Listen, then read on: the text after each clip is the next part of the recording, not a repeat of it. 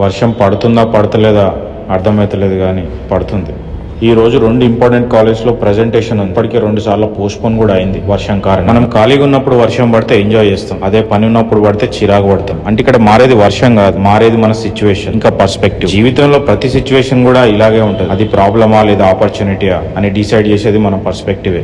ఇలాంటి ఒక పల్లెటూరు వాతావరణం చూస్తే ఒక నాస్టాలజిక్ ఫీలింగ్ వస్తుంది కదా. మన తాతయ్య, నానమ్మ, అమ్మమ్మ గుర్తొస్తారు. వాళ్ళ దగ్గర ఉండే ఒక ప్లెజెంట్ ఎనర్జీ, ఒక వెచ్చని ప్రేమ ఇలాంటి ప్రదేశాల్లో ఉంటది. అలాంటి ఒక నాస్టాలజిక్ ఆర్టే ఈ సెల్ఫ్ డిఫెన్స్ ఆర్ట్. ఇది మన పూర్వీకుల నుండి ఇచ్చిన శక్తి. కత్తి పట్టని రోజుల్లో తనను తాను కాపాడుకునేందుకు నేర్చుకున్న విద్య. కాలం మారుతుంటే ఈ ఆర్ట్ కొంచెం వెనుకబడిపోయింది, కానీ దీన్ని ఎవరో ఒకరు ముందుకు తీసుకురావాలి కదా.